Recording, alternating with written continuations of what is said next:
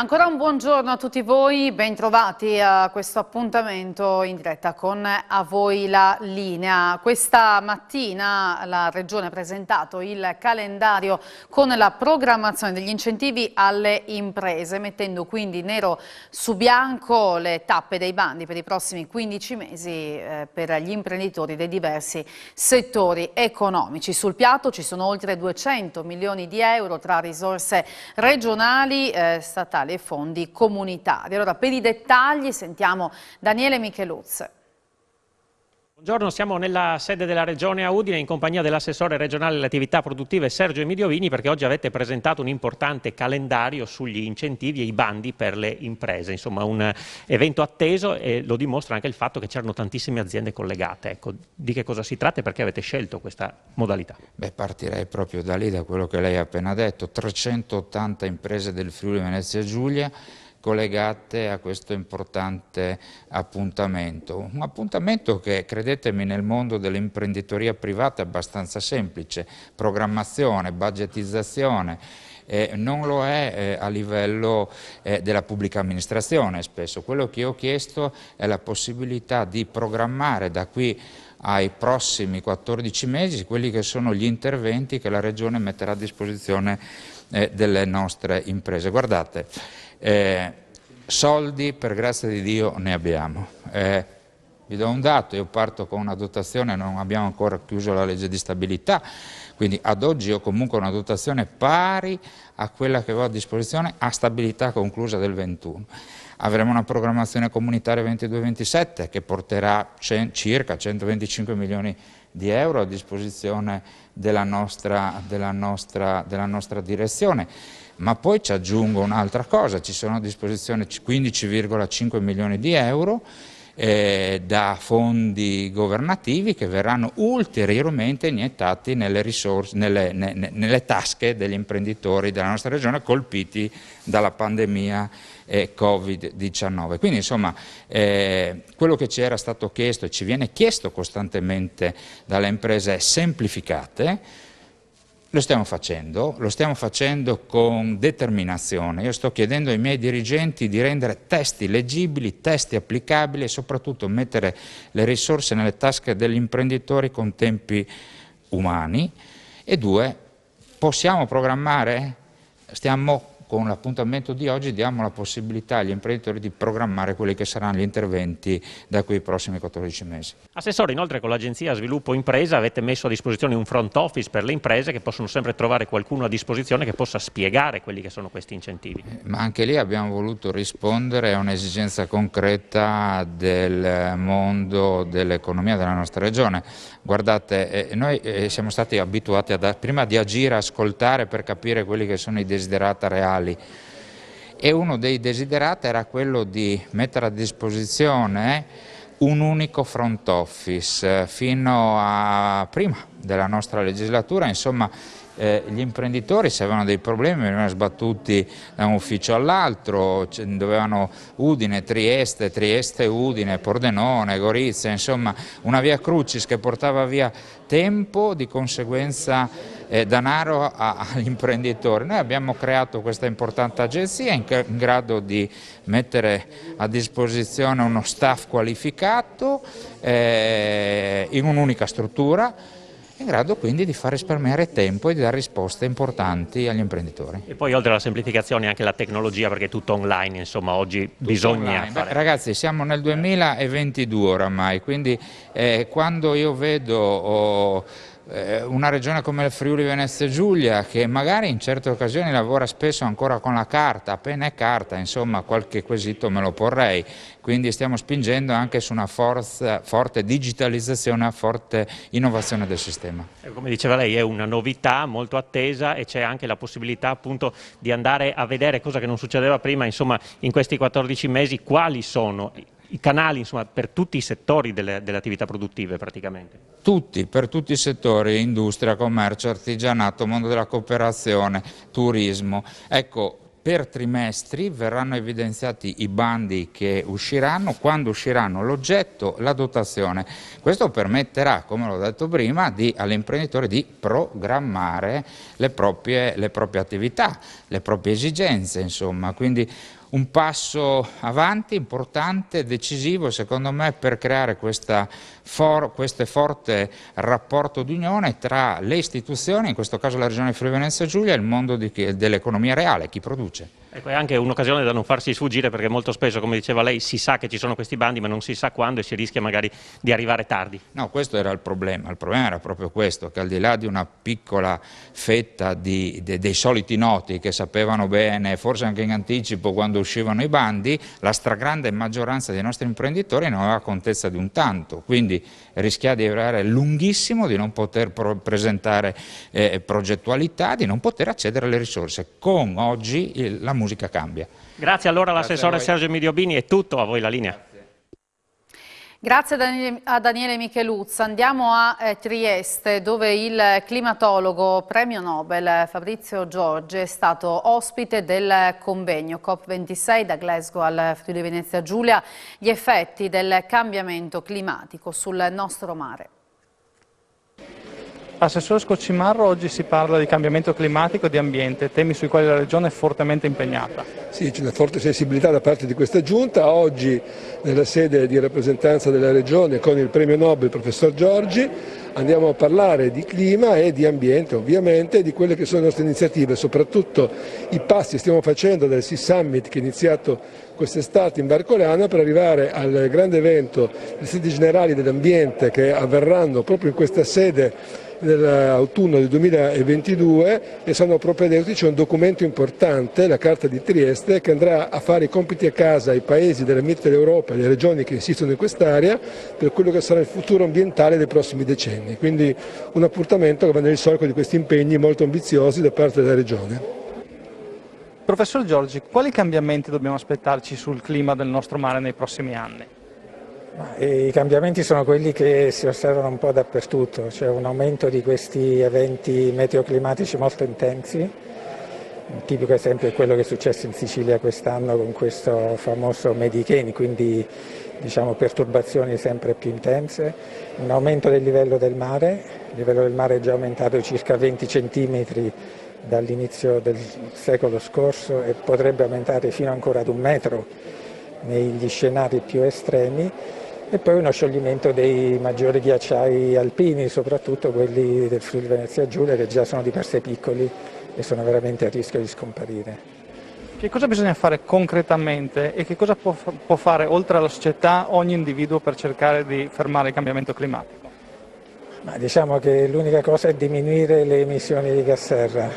Questo si può fare tramite la cosiddetta transizione ecologica, che vuol dire? Vuol dire andare verso quella che oggi chiamiamo green economy, quindi la decarbonizzazione del sistema energetico, quindi eliminare eventualmente l'uso di combustibili fossili come petrolio, benzina, carbone, petrolio, gas e carbone, scusate, e quindi elettrificare i sistemi di trasporti, di riscaldamento delle case e così via. A livello personale soprattutto ridurre gli sprechi di energia, sprechi anche di cibo, perché anche l'agricoltura emette molti gas serra e quindi semplicemente essere più responsabili nell'uso delle risorse.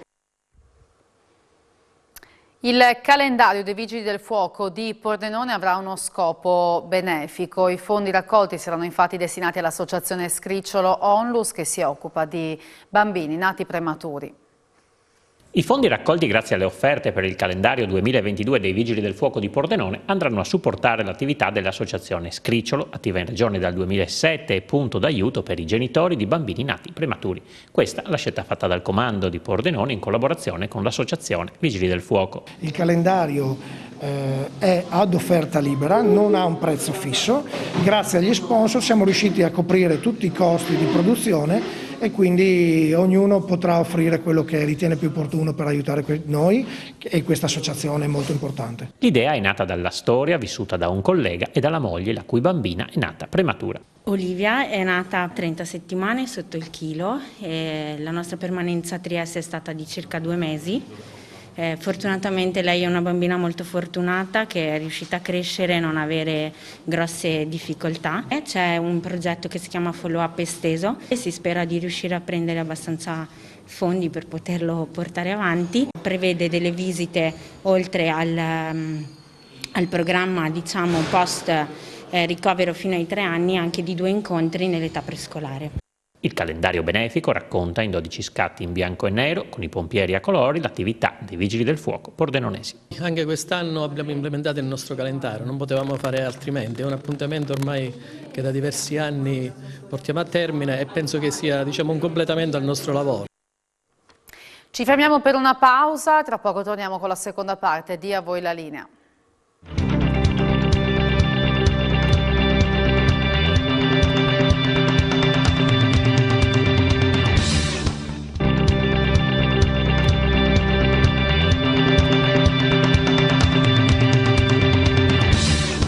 Bentornati da voi la linea. I nuovi poveri sono giovani che non riescono ad entrare nel mondo del lavoro. È il messaggio che è emerso dal convegno delle Caritas regionali che si è tenuto a Gorizia. Convegno delle Caritas diocesane a Gorizia è stato un momento importante per fare il punto anche su quello che è l'accesso al reddito di cittadinanza e di capire qual è la situazione in Friuli Venezia Giulia letta attraverso l'accesso della Caritas alle povertà, ai problemi insomma che sorgono sui territori. Che cosa è emerso? È emerso prima di tutto che è quello che ha stabilito il governo a suo tempo ha avuto un suo percorso, allora noi analizziamo il percorso e non tanto le intenzioni, no? Perché si verificano sempre i risultati in fin dei conti.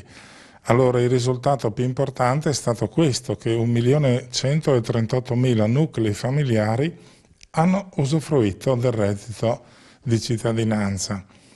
Questo è un dato grezzo che poi viene sviluppato a seconda di come questi nuclei si sono avvicinati o ai centri per l'impiego, una quantità di poco inferiore al 50%, alle assistenti sociali e una parte in maniera diversa ancora minoritaria. Quindi in linea di massima sia i centri per l'impiego attraverso i navigator e quant'altro, sia attraverso gli assistenti sociali, quindi i comuni, gli ambiti, hanno ascoltato le persone e questi nuclei familiari che si sono presentati con l'ISEE, con tutto quanto dovevano preparare, ecco, per fare la domanda del reddito. Accanto a questo noi vediamo che una buona parte di queste domande non hanno avuto di fatto però da parte dei centri per l'impiego e delle assistenti sociali una sorta di supporto tecnologico per verificare immediatamente se le persone avessero o no diritto. E questo è stato un po' un nodo della questione, riconosciuto da tutti perché è così, non è che si voglia occultare, no? Quali sono state le fragilità. In qualche modo si voleva venire incontro alla ricerca di lavoro e noi sappiamo che questo è uno dei temi che maggiormente hanno reso un po' vanificato per alcuni l'erogazione del reddito di cittadinanza. Primo, perché molte di queste persone, diciamo, è una parola un po' impropria, no? Non erano abili a lavorare, quindi avevano delle situazioni di tipo fisico oppure di una bassissima scolarizzazione che non ha permesso a loro di entrare a lavorare. Altri perché era da troppo tempo che erano fuori dal mercato del lavoro e questo ha praticamente ridotto di molto quelle che dovevano essere le erogazioni rispetto al lavoro che veniva proposto. Molti, per esempio, non hanno trovato lavoro perché con il reddito di cittadinanza dovevano spendere la maggior parte delle risorse per il viaggio. Quindi anche questo ha limitato, ecco, per alcuni la possibilità di una specie di contratto, diciamo lavoro condizionato al reddito. Però dobbiamo dire che in Italia, mancando una misura per poter aiutare i poveri, ecco, questo non è stato sviluppato in maniera approfondita, ma riteniamo che deve essere in qualche modo continuata un'erogazione tenendo presente questi limiti, evidentemente. Ecco, il mondo dei giovani, insomma, che un po' è segnato da nuove povertà. Sì, i giovani sono tra i nuovi poveri, diciamo così, per diverse ragioni, perché molte volte anche c'è uno scoraggiamento dopo la laurea, dopo il diploma, molti aspettano un lavoro confezionato su misura e questo è sempre più difficile. Per cui una buona parte di questi giovani che hanno avuto accesso alla richiesta del reddito di cittadinanza sono considerati dei giovani che non hanno davanti a sé una prospettiva di inserimento lavorativo e sociale. Molti purtroppo, proprio perché la questione della crisi del lavoro ha portato anche molti di loro a rinunciare alla ricerca e sono questi giovani che non lavorano, non studiano e sono così, insomma, un po' alla mercé della vita quotidiana, un po' senza prospettive e crescono purtroppo. Poi ci sono dei giovani, come ho appena detto, che vorrebbero in qualche modo un lavoro appropriato e coerente con gli studi che hanno fatto. È sempre più difficile, molti emigrano. Ecco, quindi la grande problematica del presente, perché emerge proprio dalla ricerca, no? Dal report, è proprio questa attenzione a questa nuova classe di poveri che non avremmo mai pensato, proprio perché i poveri generalmente li consideriamo o coloro che hanno un'eredità familiare. Generalmente i poveri generano poveri, per mille ragioni, per mancanza di scolarità, di salute, di capacità di muoversi nella società di oggi, della qualificazione del proprio lavoro, e gli anziani. Ma non solo gli anziani che non hanno reddito, ma anche gli anziani che hanno reddito ma sono soli. Quindi sono queste le nuove povertà, oltre a quelle che nascono in questi anni proprio dal Covid e quindi da una insicurezza sociale, psicologica, personale e dalla paura delle relazioni. Per cui noi assistiamo proprio a questi, come dire, no? di queste paure che diventano sofferenze, disagi psichici e solitudini. Ecco, questo è un po' il mondo che vede proprio questi giovani un po' allo sbando, alla ricerca di una collocazione sociale, ma sono ancora all'interno della propria famiglia e non sono in grado di uscire, di fare un proprio progetto di vita e di pagare anche di persona. E quindi si stanno allontanando, rinunciando proprio, che questo è il dramma di oggi, no? La rinuncia alla costruzione del proprio progetto di vita. Chiudiamo con lo sport, il basket, la Serie B che prevede 2 trasferte per la UEB Gesteco Cividale. Il primo è un testacoda contro Lumezzane, nell'altro c'è invece uno scontro diretto contro San Vendemmiano. All'inseguimento la UEB Gesteco Cividale di Mestre, capolista in battuta. Abbiamo sentito Davide Micalic. Davide Micalic, dopo questa serie di 4 vittorie consecutive, affrontate altre 2 trasferte, di cui una insomma particolarmente difficile, ma cominciamo intanto da Lumezzane. Il calendario non è stato molto benevolo nei nostri confronti perché ha già previsto 2 trasferte di fila, adesso altre 2. Poi se vediamo il bicchiere mezzo pieno, al ritorno avremo 4 partite più in casa di fila, 2+2, quindi va affrontata una per volta. Lumezzane la prima, poi avremo San Vendemmiano, come dicevi tu, forse sulla carta è più dura San Vendemmiano di Lumezzane, ma io ho tanta paura delle partite sulla carta più semplici, è un testacoda fra noi e loro, ma come diceva anche ieri coach Pilastrini, meglio se ci prepariamo a combattere, va? Così evitiamo poi di andare incontro a brutte sorprese.